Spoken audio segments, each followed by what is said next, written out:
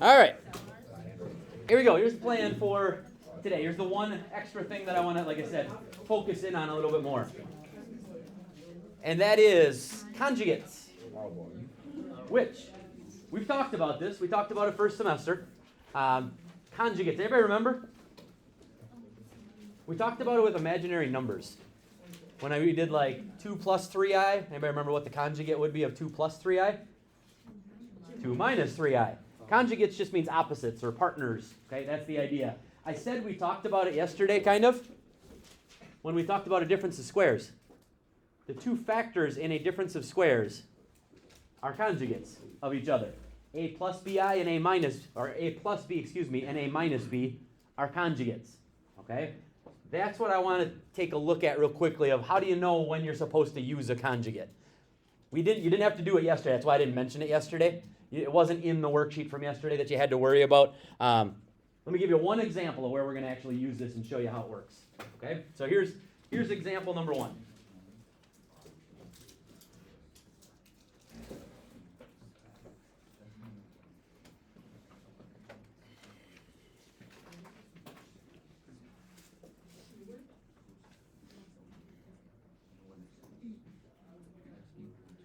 So here's the number one thing, and I would make sure you write this down, okay? You use conjugates whenever you have a binomial in the denominator, okay? So whenever there's 2 terms in the denominator, that's when you're going to end up multiplying by the conjugate. And I'll tell you why in a second. It'll make some sense as we get into it. Okay? That's when you're going to multiply by the conjugate. If you have a binomial in the denominator, okay, 2 terms. So in this case, here's an example. We've got 2 terms in the denominator, which means I want to multiply by the conjugate of that. What would the conjugate be? Yeah, tangent of x minus secant of x. Same thing as always, numerator and denominator.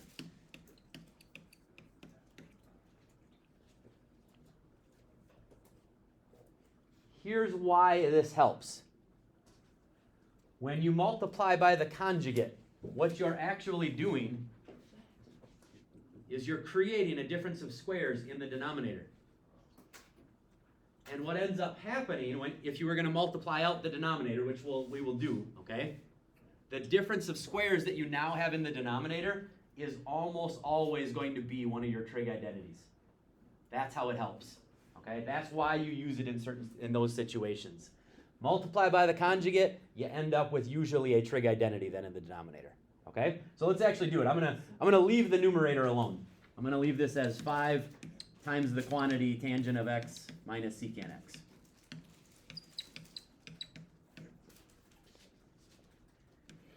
In the denominator then, we now have a difference of squares, which means we take whatever the first thing is and square it. So that becomes tangent squared x. And then we take whatever's in the second spot of each factor, we square that. And we said that is a difference of 2 squares. Okay? You'd get the same thing, by the way, if you just multiplied that all out. If you FOILed it out, this is what you would end up with. The 2 middle terms will cancel out. Okay? But I'm hoping the more you do this, the quicker you can be with this and just recognize that, I just have to square each part and I've got it. Okay, it's a difference of squares. Now take a look. What is the tangent squared? I told you normally you'll end up with a Pythagorean identity.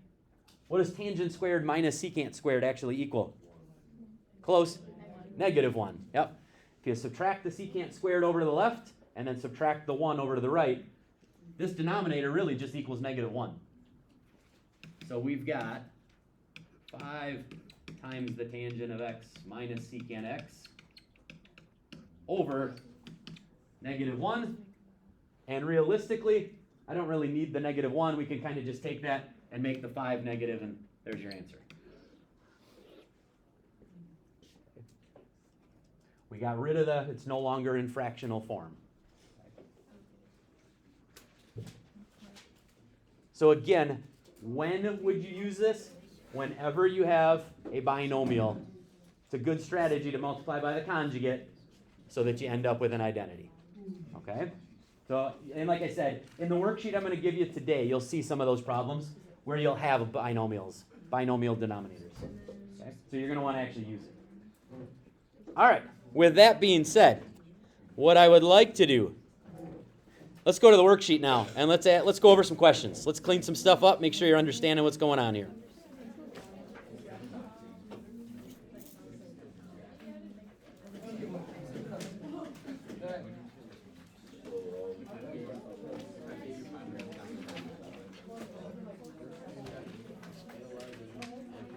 All right. Questions? Yeah. What do you got? Okay. Let's take a look at number 5. And again, I'll tell you again what I told you yesterday. This first assignment, as a heads up, turns out that it's always really hard because you're learning about the identities, and you're learning about how you factor them, and you're learning like the basis of everything right now, which is what makes this first part of the chapter so hard.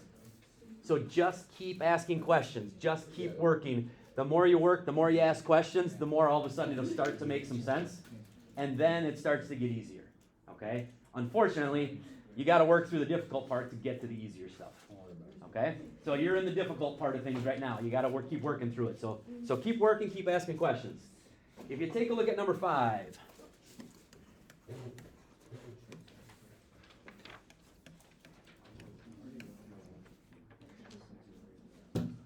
So you take a look at this one.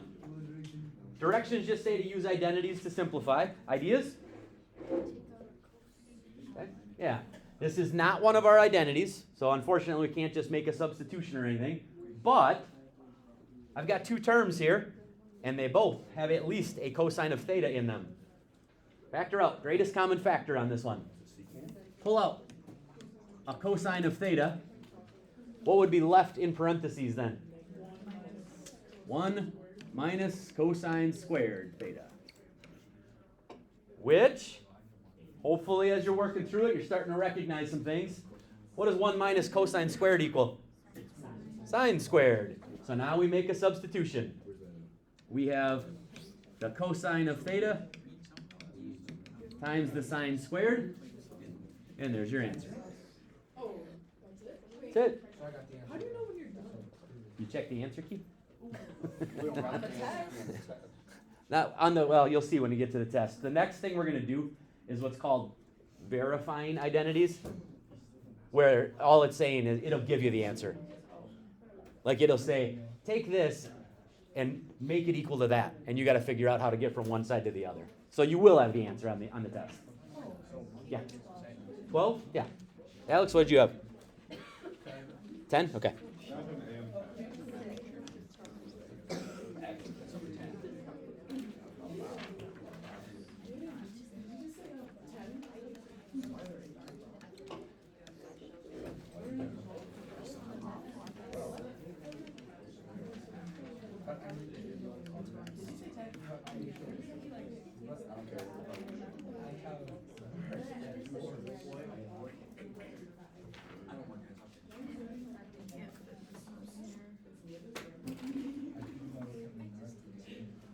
Okay. On number 12, directions here. In this case, they guide you a little bit with the directions. They tell you to combine the fractions by finding a common denominator. General rule, if you're adding or subtracting fractions, you should always find a common denominator and try to combine and then simplify those answers. Okay? Now, you've got a couple of options here. Again, I told you that's kind of how this works. We could find a common denominator, combine, and then try to work on the problem at that point. There is something I could do ahead of time that I could do right now if we wanted to. Okay? And it depends on, neither one is right versus wrong. It just depends on how you go about it. Anybody know what I'm talking about? What could I do right now? What could I do? We could move that up. We could make a tangent squared. We could try to get a common denominator right now and then work on that. You could change cotangent squared into cosine squared over sine squared and try to work on that right now. So you have options is what I'm getting at, and they're all right. It's just different ways to go about it. Okay? What do you want to do? Whatever you. Easiest way. There is no right, I will tell you, there is no right answer to that question. Here's what, I'm going to do what I think you would do. Let's put it that way. Okay? So that you can understand it, because this is what I think most people would see. Correct me if I'm wrong. I think most people would look at this and say, let's find a common denominator and combine. Am I right about that? Okay, that's what I think the average student would do. Okay? So that's the way I'm going to do it. I'm going to do it the way that I think most people would do it. So, common denominator. Cotangent squared, cosine squared. Okay? So in this case, the first fraction, we need to multiply by cosine squared.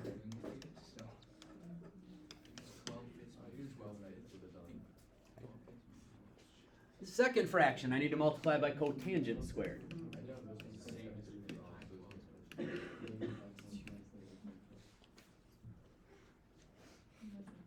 So in order to get our common denominator.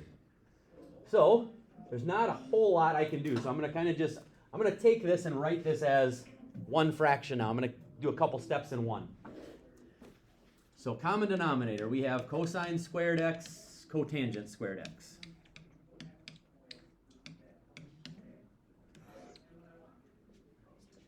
Is that weird, by the way, that you can hear me teaching next door at the same time?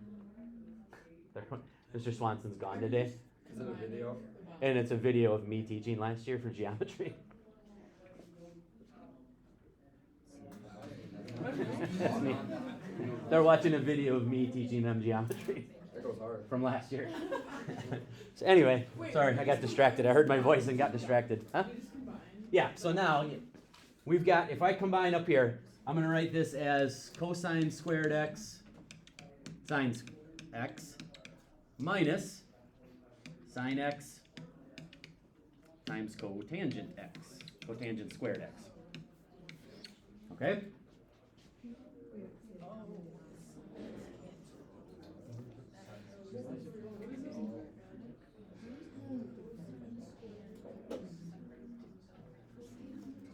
Now, as a quick heads up, as I was helping some people earlier today, some people were struggling with when can you cancel stuff versus when can you not. Okay, so let me clarify just to make sure you're understanding. You can only cancel stuff. So I have three different terms here. I've got this term, cosine squared sine. I've got the second term, and then I've got the denominator. You can only cancel if it comes out of everything. Okay? What I mean by that is, I can't just cancel the cosine squareds here and then cancel the cotangent squareds there and then I get 0. That doesn't work. Okay? It's not allowed. That doesn't follow the rules of algebra. Okay? You can only cancel if it's in all spots. Okay? So just a heads up. What would you do next? What do you think?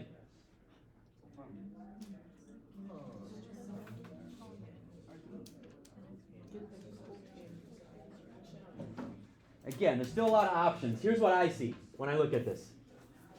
One, there's a lot going on. I would go through, hey there. What's going on, Biggie? What's up? Do you guys hear him in the other room too? That's what I just said. It's like it's really like weird to hear stereo. myself. So in the video you said only do like certain problems in here. Is that still the case No. this year? No. No, they do them all this Do year? the ones that are not crossed off. There's ones that are crossed off, yeah. Okay. Yep. Wasn't sure how close they were to Yes. bugs. No. Just the lesson for the video. All right. So as you take a look at this one of the things I think I would do at this point is change some things into sines and cosines and see if it'll clean some stuff up a little bit. Okay? So if we take a look, there's nothing I can do here. I've already got sines and cosines, so I'm going to leave that alone. Okay? Cosine squared x, sine x. Over here, we have minus sine x. Cotangent, then, is cosine squared over sine squared.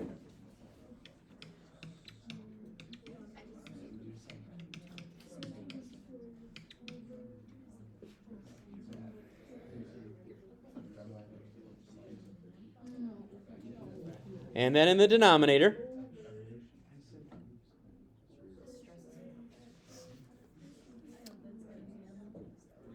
we have cosine squared times cotangent.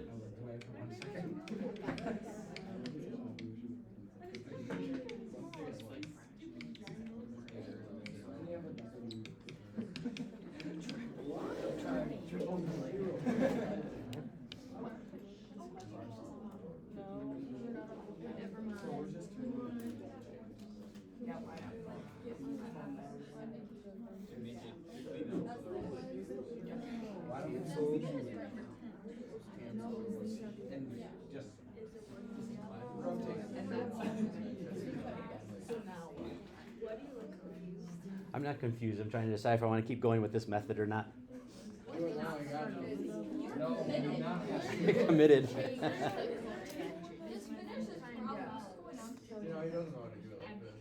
No, I know how to do it. It's just not.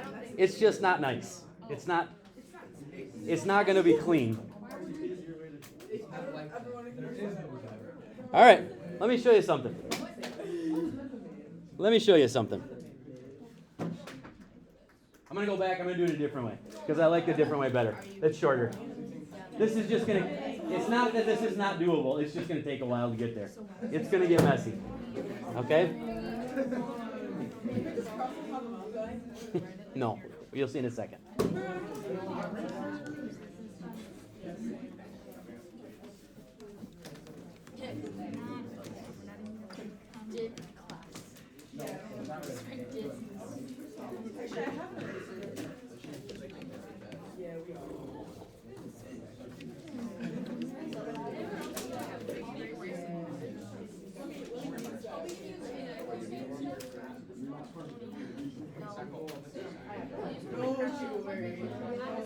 Real quickly, I'm actually kind of glad this happened because let me show you something in tomorrow's lesson.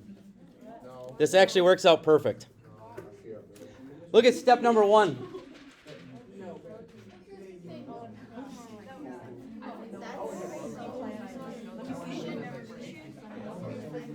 Don't be afraid to make mistakes and try a different approach. If you're getting to a point like we just did,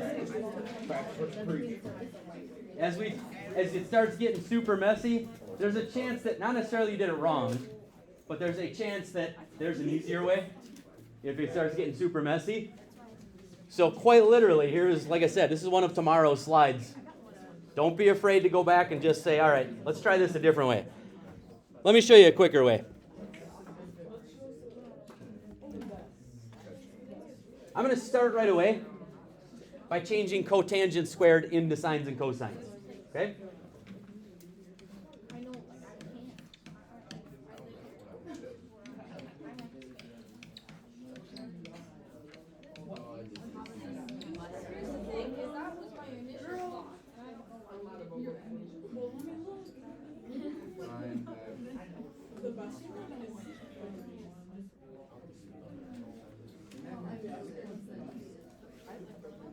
Okay, it looks messy. It's about to clean itself up right now. When you divide by a fraction, what happens? Yeah, you actually are taking the numerator and multiplying by the reciprocal. Okay? So if I take the sine of x and multiply it by this reciprocal, what you actually get is you end up with sine cubed x over cosine squared. Does that make sense? I'm taking the sine of x times the reciprocal of the bottom.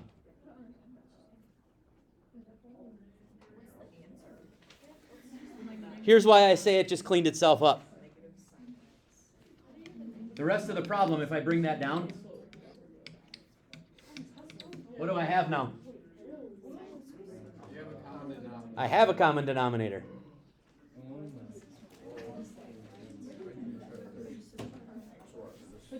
Okay. I was trying, yeah. That's right. So now, because I did that first, I actually ended up with a common denominator. So now I can put these two things together. Okay? Now I can combine these into one fraction.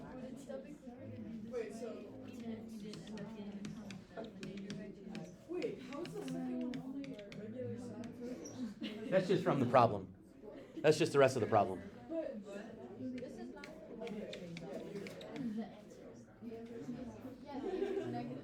Wait, not done yet. Patience.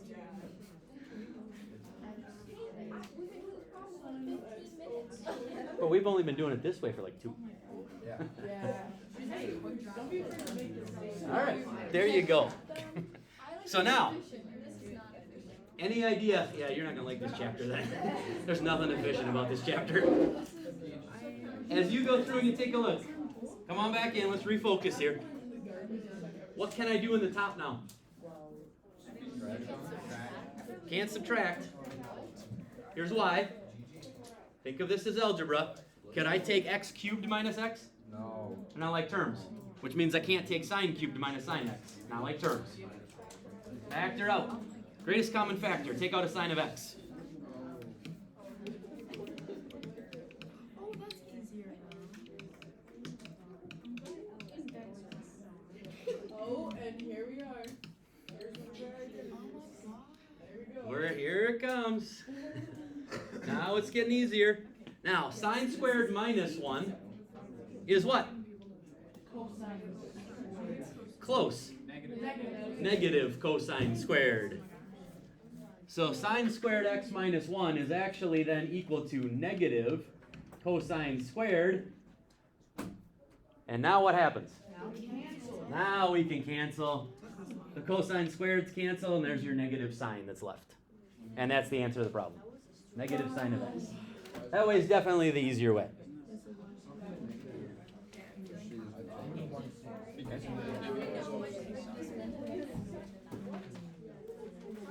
Not really. This one's kind of a, you try something to see if it works. If you don't, you try something else. I wish I had a better answer, but I don't. That's just how it works.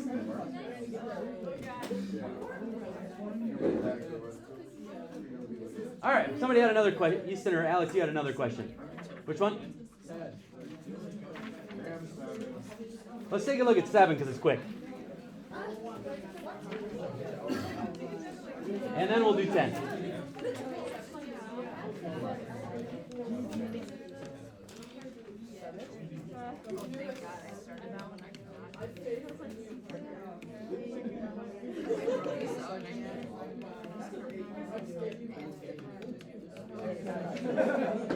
Okay. This one, number 7, listen up, please. This one is actually fairly quick. This is a whole 2 steps. That's all this is. Okay? But again, you got to kind of work your way through and see some things. All you're doing is subtracting in this case. I'm going to take that negative and distribute. Okay? There's really no reason these parentheses are here, by the way, on the first one, other than that they're trying to show you that you've got one quantity minus another quantity. Okay? So if I distribute that negative, we would have secant squared plus cosecant squared. That doesn't change at all. But then I have minus tangent squared, and I would have minus cotangent squared. Okay? So we're just distributing the negative. That's all step 1 was. Here now is where this, like I said, it actually cleans some things up. So we have 4 separate terms here. Okay? Separated by plus or minus signs. Can I rearrange terms? Are you allowed to do that? Yeah. Here's why I say that. Here's what I see when I look at this. Whenever you've got sines and cosines and all that stuff squared, you should think in your head Pythagorean identities. There's got to be an identity there if you've got sine squareds and cosine squareds or secant squareds. Here's why I say that. If I put those 2 together, what does that equal? Secant squared minus tangent squared. We said we could rearrange.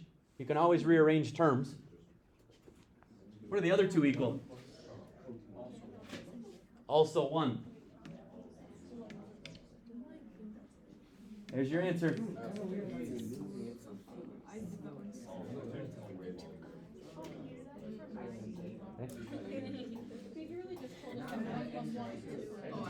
I did, yes. Moral of the story, 1 plus 1 is 2. Okay? Let's go to 10.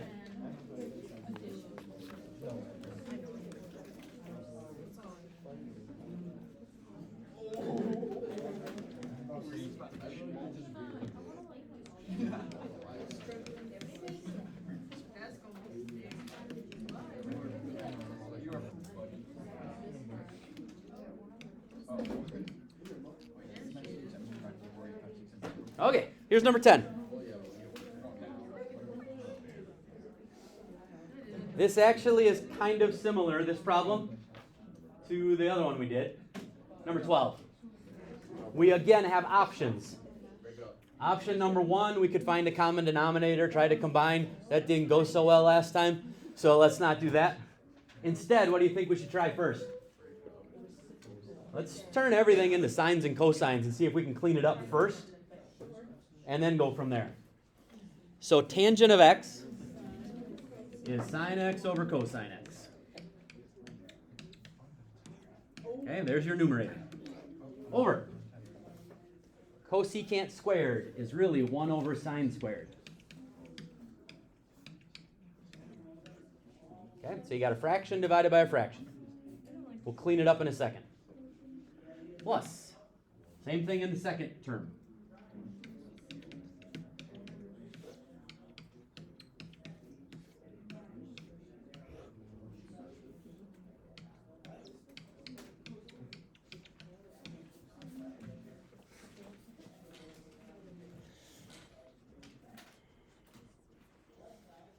All right, so now if we clean some things up here, when I divide by 1 over sine squared, that's really the same thing as multiplying by sine squared, which means this first term will end up being sine cubed over cosine of x.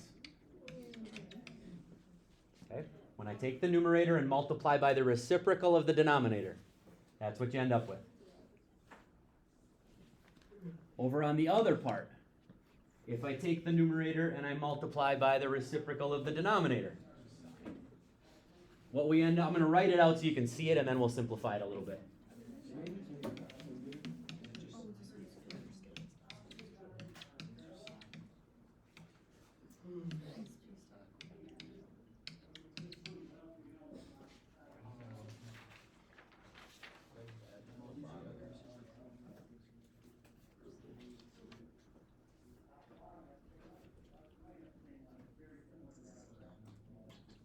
Trying to decide what I want to do next, which way I want to go.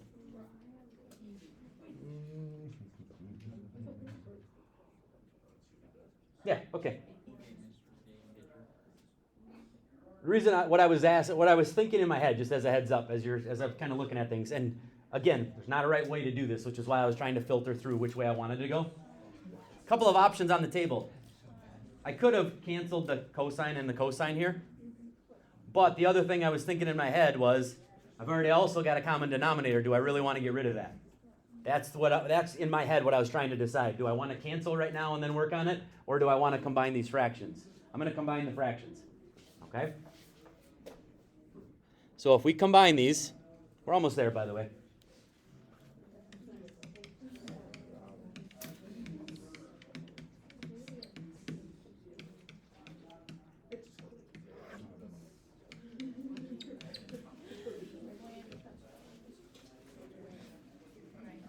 Okay, so when I combine those two fractions into one, there's what I have. Now, what do I do in the numerator? What can I do?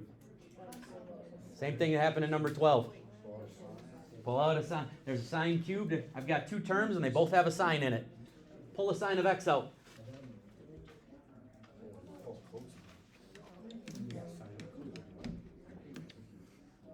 You just saw it. Yep.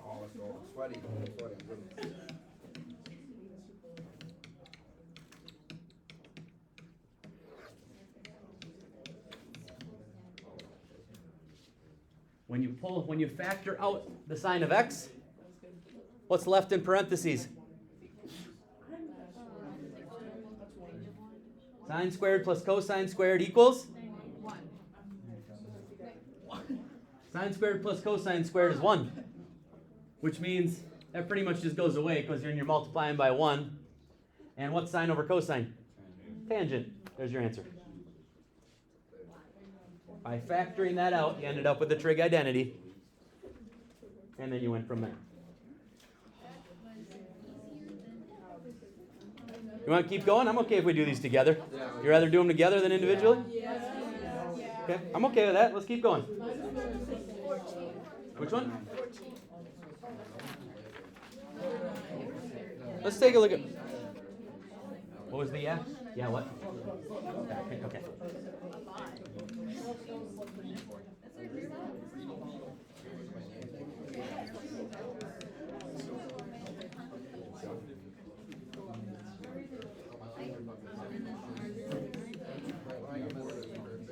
Okay. Yeah, this is how it works. This is just how it works. Like I said, I wish I could tell you different, but this is how it works. All right, as you take a look, this one, they tell you again the directions. Combine the fractions, find a common denominator. Here's actually kind of what we were talking about today. If I'm going to find a common denominator, think of that as one factor. Think of that as the other factor, which really, aren't those just conjugates of each other? Here's where the conjugate idea is going to come into play. Okay? You also have binomial denominators. So for the first one, we're going to multiply by 1 plus the sine of x, the conjugate. And the second one, we're going to multiply by 1 minus the sine of x, its conjugate.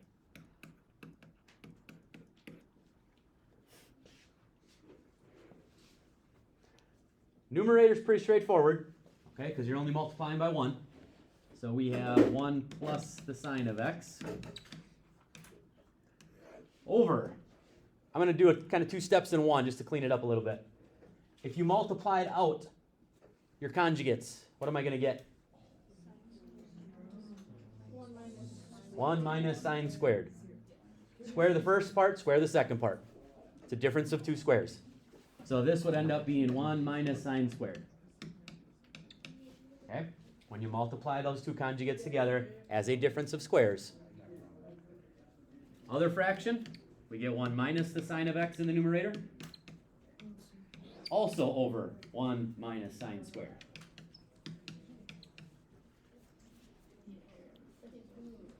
All right, here's where it gets a lot nicer. Now we clean some things up. Got messy, now we clean it up. We got the common denominator so we could combine fractions. What do we get in the numerator when I combine like terms? 2. Sine of x and negative sine of x, those cancel each other out, and you got 1 plus 1. You got 2. Over 1 minus sine squared, but what does 1 minus sine squared equal? Close. Cosine squared. Okay? 1 minus sine squared is cosine squared. And if you take a look at the answer says 2 times secant squared x. Where's the secant coming from? Yeah, the fact that this is really just 1 over cosine squared is secant squared. So 2 over cosine squared is 2 times secant squared. Okay.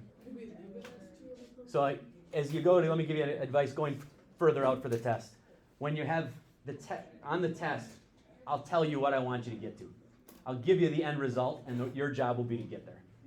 So you'll know whether you can leave it or whether you need to keep going. And same thing for like this worksheet. You've got the answer key, so keep going until you get to the answer. Okay? All right. You want to do another one, or you want me to give you some work time here? Do another one? Okay, let's keep going. I'm okay with that. What do you want to do? Pick one. Number 9. All right, I hear 9 multiple times. Let's go with 9.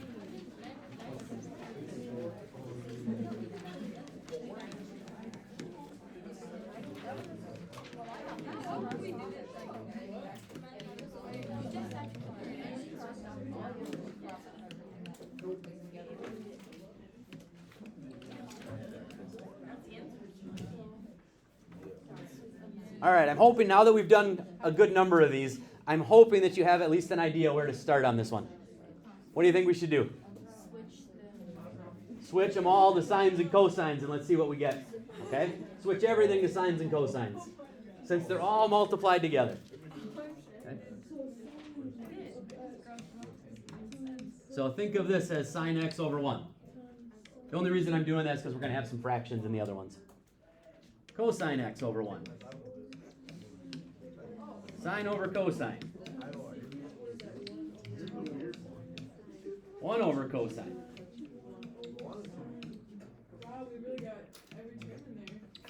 Got a little bit of everything. Here's why this one's actually nicer than a lot of the other ones we've done. There's no plus or minus signs in here. We don't have to worry about common denominators. Anything in the numerator can cancel with anything in the denominator. So this sine of x can cancel with that sine of x. One of these cosines will cancel out. What are you left with in the numerator? Which is tangent of x. There's your answer. The only thing left in the numerator is sine of x. The only thing left in the denominator is cosine x. And sine over cosine is tangent.